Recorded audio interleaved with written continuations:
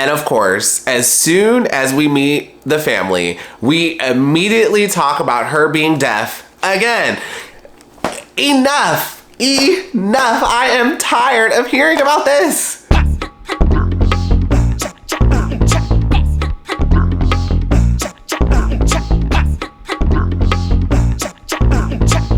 Hi everyone, my name's Demetri and welcome back to DemetriTube. The Bachelor, Night 8, Hometowns. Let's talk about it. As always, if you're enjoying my videos, please go ahead and pound that like button, pound that subscribe button, and ring that notification bell. I'm a growing YouTuber and the likes and subscribes really help me out. So just a few things before we get started. First, I apologize about the delay for this video. So normally I work from home, but like 2 weeks ago, they surprised us and said we have to come back into the office.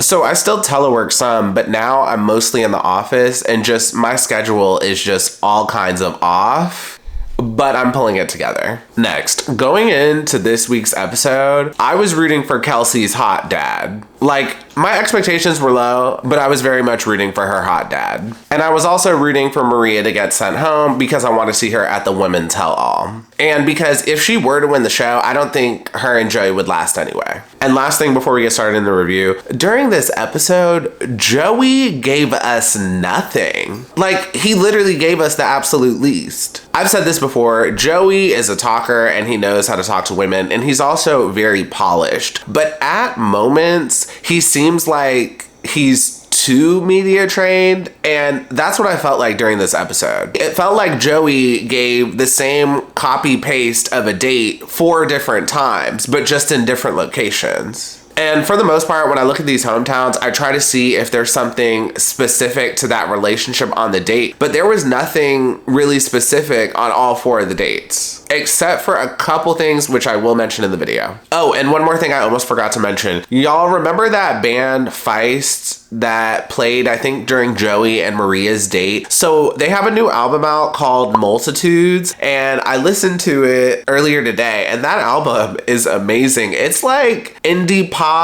folk. So if you like that type of music, definitely give it a listen. The album is amazing. If y'all didn't know this about me, I love listening to music. I love all different types of music. I love discovering new music. I mainly listen to pop, rap, and R&B, but I also listen to other genres like country, indie pop, folk, alternative, etc., etc. Okay, that's all I got. Let's dive in. The episode starts and the first hometown we get is with Kelsey A. And I'm gonna let y'all know right now, the outfits this episode really were not giving. Kelsey's daytime look was fine, but to me, it looked like something one of the coaches from Making the Dallas Cowboy Cheerleaders would wear. For the date, they do a tandem bike ride, which is basically a 2-seater bike. I didn't know that was called a tandem bike. Who knew? The date was fine, but I will say the backdrop was absolutely gorgeous. Like, when you're filming New Orleans, like, if you have the right videographer, filming New Orleans is just so gorgeous. And during the daytime portion, Kelsey A and Joey are rocking around and they spot a few butterflies, and Kelsey gets emotional because she feels like her mom is with them during this date. And Joey has a moment where he says, "I know how hard this is. I'm scared at the end of this, I'll get on one knee and the person isn't fully there." This is the perfect example of why I felt like Joey just copy pasted this date 4 times. Joey has told us this sentence or something like this sentence like 10 times now. Please, Joey, give us something else. We are on top 4, we're at hometowns. Give us more, give us something. After that, we move on to the night portion and we get to meet Kelsey's brother, sister, and her dad, Mark. And y'all, her dad is so hot. I was thirsting over him pretty much the entire date. And I don't know if y'all caught this, but Kelsey A's dad is like a true Southern gentleman. Like, I can't explain it, but if you go to the South, if you've been to the South, if you have family from the South, you know what I'm talking about. And let me tell y'all, that demeanor is very attractive, but you only get it from guys in the South. Like, I have not seen it from guys anywhere else but the South. So just a few things I want to mention about this hometown. First, her family was so confused about all of the lights and the cameras and the whole situation. Like, they were struggling to just focus on the moment. They were very camera shy at first, and Mark, her dad, was able to adjust very quickly, but her brother and sister couldn't get with it. Just a heads up, if you're not on camera a lot and then you go to a situation like this where you have these huge cameras, tons of lights, production in the background, and they're pointing a camera in your face telling you to go, it can be very jarring. Next, if you made it this far in the video, please go ahead and pound that like button for the YouTube algorithm. Next, Mark pulls out like a scrapbook photo album with photos of Kelsey and her siblings and her mom from childhood, and this moment was just so sweet. I really love this moment. Next, Kelsey says that her only concern is how far along he is with the other women. And I mentioned this briefly during the drama with Sydney and Leia. In the house, I think Kelsey A is like a wild card. She's kind of cool with everyone and she doesn't have a problem with anyone. She's been in this process completely unfazed with Joey dating all of the other women. But now that she's made it to hometowns, she's just slightly concerned that the other women are further ahead. And this is why I do think Joey should pick Kelsey. At this point, she is the best choice because Kelsey A is all in on him and she really wants him, whereas the other women, it's questionable. Next, Joey and Kelsey A's dad have a one-on-one, and Kelsey A's dad asks, "When I met Kelsey's mom, I knew right away. How do you know when you find the right one?" And this was an amazing question. I loved that Mark asked this question, but Joey responded with the most roundabout answer. I was so annoyed with that answer. Again, Joey gave us nothing this episode. He gave like this politician roundabout answer, and I was looking for more. When it comes to these hometowns, I'm looking for something specific to their relationship, and this was the perfect moment for Joey to give something specific for their relationship, and he didn't. And this is why it's leading me to believe that Kelsey A is going to get runner-up. And last thing before we move on, before the hometown ends, Kelsey A tells her dad that she thinks she's in love with Joey. Now we're moving on to the hometown with Rachel, and we are in Rancho Cucamonga, California, also home to the Rancho Carne Toros. The Toros sure are number one. So Rachel's outfit was okay. Honestly, her outfits really haven't been giving all season, and her makeup looked good, but this hair just was not it.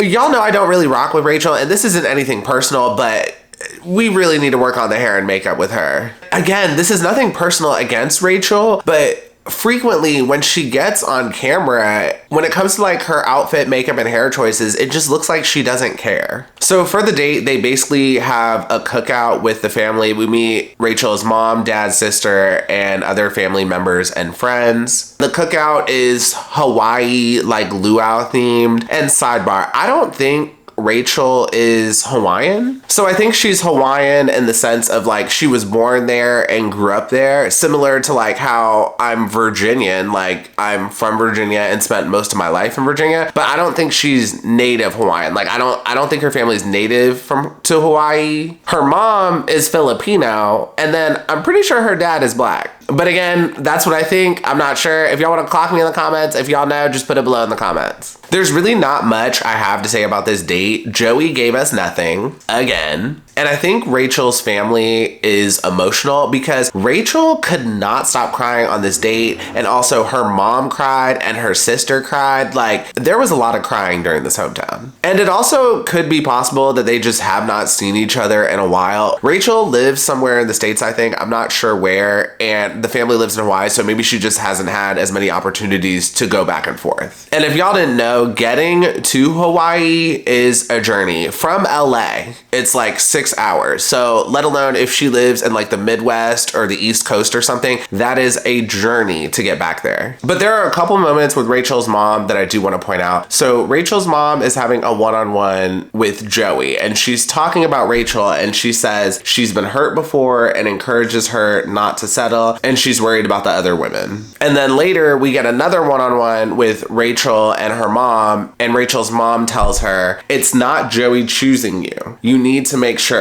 Just guard your heart." Now, this moment made me feel like Rachel was going home during hometowns, or she's going home next week. It feels like Rachel's mom knows something we don't know. It feels like Rachel's mom knows she isn't going to win, so she's telling Rachel to guard her heart now. And I don't think Rachel is gonna win. And if she does, I will be genuinely shocked. And then to wrap up the date, Joey and Rachel have a one-on-one. She tells him her parents are skeptical, but she's still falling in love with him. Okay, now we're moving on to the hometown with Daisy, and we are in Becker, Minnesota. And y'all, I hated Daisy's outfit. This was just so ugly. She looks like someone's hippie grandmother who lives in rural Oregon. And I know some of y'all watching this video are really rooting for Daisy to be the next lead, but like, do y'all want to look at these ugly outfits all season? And like, I cannot explain it, but I feel like if Maria was chosen as lead, like, I'm not a huge fan of her style, but I feel like if she was chosen as lead, we would get an elevated version of her style. Whereas with Daisy, if she was chosen as lead, we would just get a more expensive version of what we're seeing now. Like, we would basically get the same thing,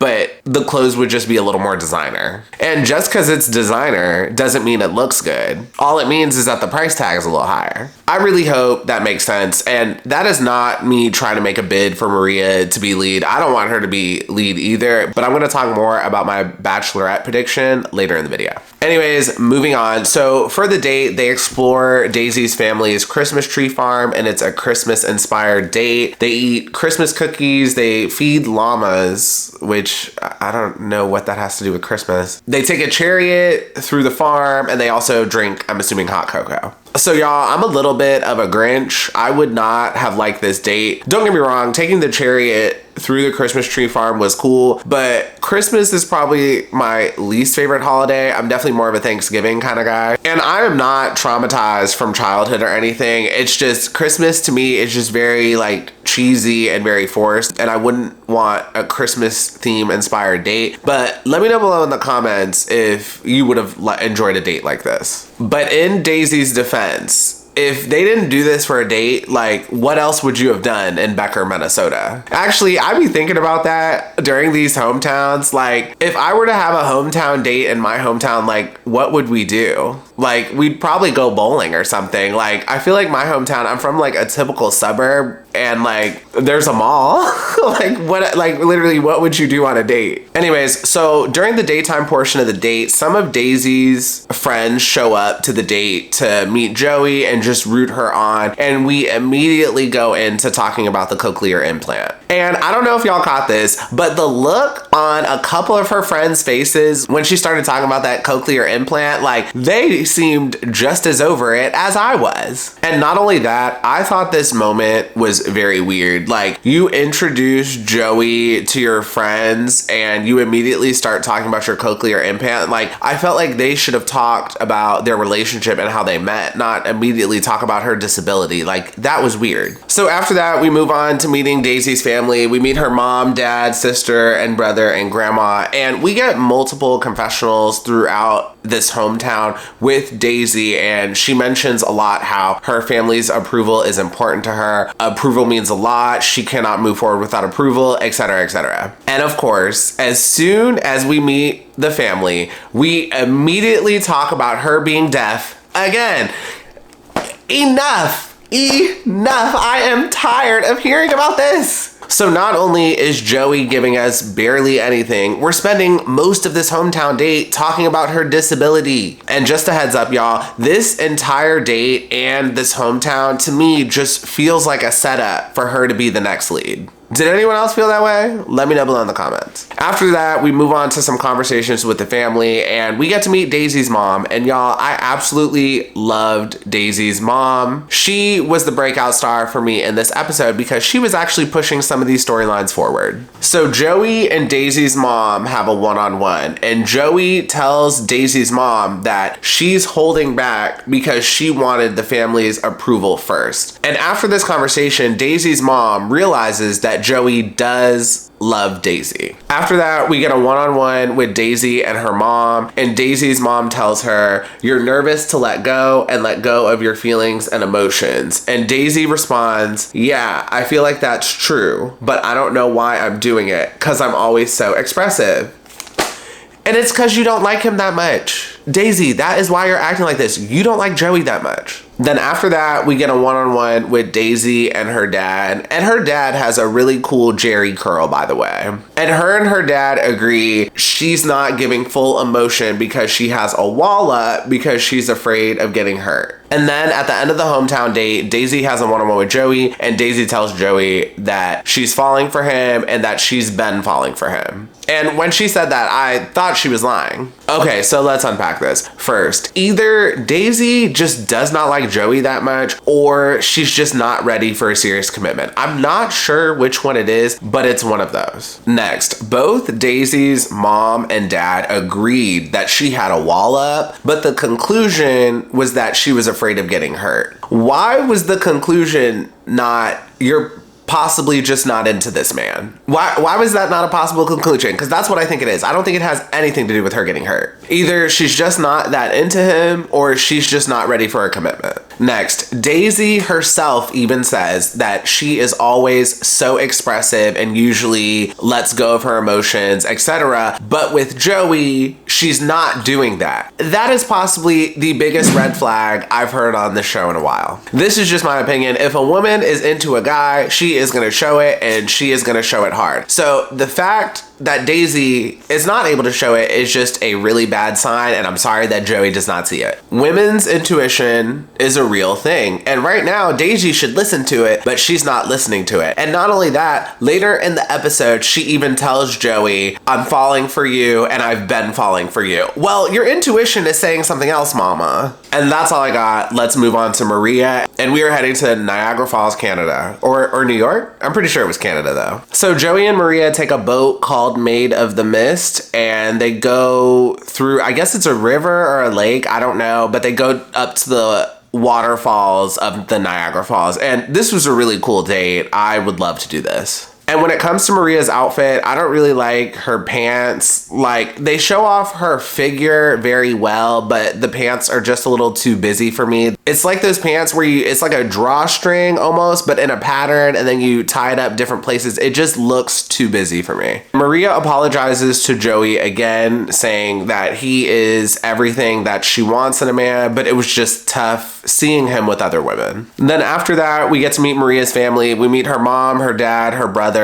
and one of her friends, I think. We're getting a typical Italian family, and then ABC has this like soprano sounding background music, and then her dad is the tough dad. It's a typical storyline we've seen over and over on the show. And sidebar, her brother Soto is really cute. And I'm so happy that we got a little more insight on this, because initially I thought Maria was Latina because her name's Maria, but now we see she's Italian and Greek. And at the start of this hometown, I was very confused because she hands Joey a stuffed pepper and says it's a very Greek dish, but we're getting this Sopranos background music, and one of them mentioned Italian, and I was just so confused. But later on, her dad says they're Greek and Italian. And when it comes to this hometown date, there's really not much I have to say. Joey overall felt very coached during this date. Actually, he felt coached the entire episode. But Maria's dad tells Joey about how important she is to him, and he ultimately gives his blessing and says he trusts Maria's decision making. But I don't know if y'all caught this. At one point, Joey had this one moment, and he just seemed so over Maria's dad. Like, he was just over it. And I don't want to put you in a spot. But let me help a little bit. So I don't know what order they went in for these hometowns, but maybe Maria's was the last one, and this was the only parent giving Joey some difficulty, and he just was not having it. But at one point when Joey was talking to Maria's dad, Joey just seemed like his patience had just run so thin. And during this hometown, Maria was pretty emotional. She cried to her sister, and then also when her dad gave his blessing, she cried as well. And other than that, I really don't have anything else to say about this hometown. After that, we move on to the rose ceremony.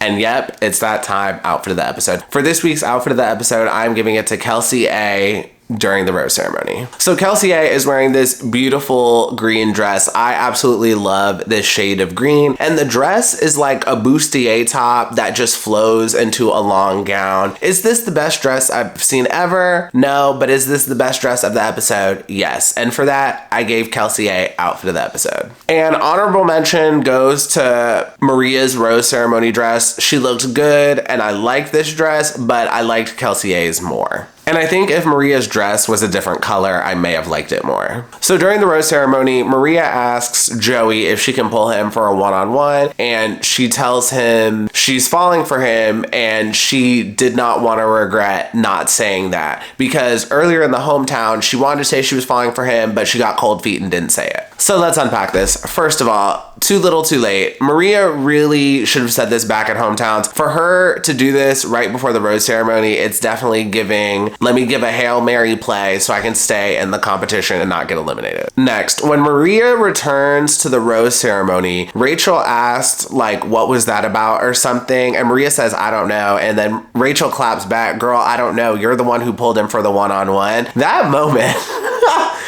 It was funny, but again, just more proof I don't rock with Rachel. So I totally understand why Rachel's mad. So during that previous rose ceremony, Joey pulled Rachel for a one-on-one, which is fine. It's his show, etc., etc. But in this moment, Maria is pulling Joey for a one-on-one, and I totally understand when the other contestants get upset about that, because when you do that, you're holding up the show, you're holding up production, you're holding up the rose ceremony, you're basically holding up everything, and we have to wait until you're done to continue with this. So if you're holding us up, hopefully it's for something good. Anyways, going back to Rachel, she has every right to be upset, but for her to ask Maria about it, Maria and Rachel are not cool. Like, Rachel was cool with Sydney and Leia, basically everyone against Maria. So to kind of feel like she's owed an explanation was very weird to me. Like, Rachel, come on, you and Maria are not cool. Like, why would she explain to you what just happened with her one-on-one with Joey? And during the rose ceremony, Maria ends up getting sent home. So this was actually a really good rose ceremony. I had no idea who was going home, but I will say I'm glad Maria got sent home, because I do want to see her at the Women Tell All, and because even if Joey picked her, I don't think they would have lasted anyway.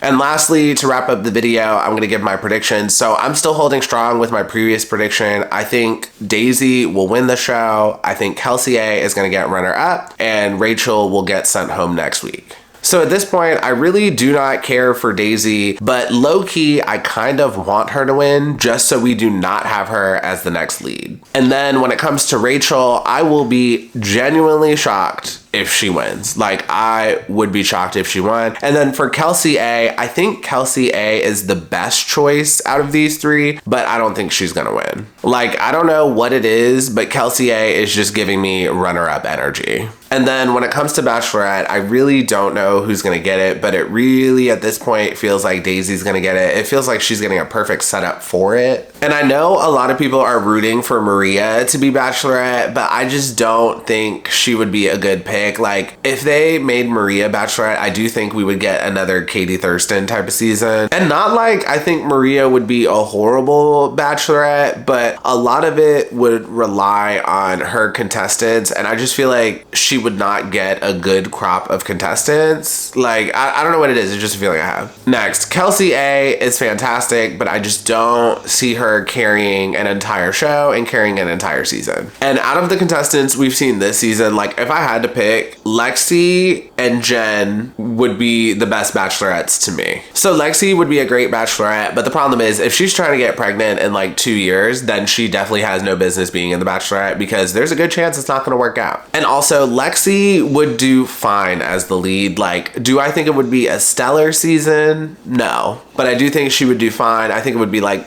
similar to another charity season. And then when it comes to Jen, I do think she would be a good pick for Bachelorette. Do I think she would do a stellar job? No, but I think she would do like fine or great. And this is gonna sound like a little bit of a read, but whatever. But I think Jen would be good for the role because she's on the younger side. I think she's like 24 or 25. And the past few seasons of Bachelorette, we've had all of them have been like 30 or just approaching 30. And there's this feeling that if you don't find a partner, it's the end of the world. And I feel like if Jen got the Bachelorette, hopefully that feeling would go away. And sidebar, I know a lot of people want Jen for the role because she's Asian and we've never had an Asian Bachelorette. But honestly, you could say the same for Daisy. We've never had a deaf Bachelorette, so she would be our first deaf one. And I think we just need to go back to picking people because we think they're great for the role, not because they're a diversity quota. And that is the end of the review and the end of the episode. If you enjoyed this review, please go ahead and pound that like button, pound that subscribe button, and ring that notification bell, and I will see you all next time. Have a good one. Bye.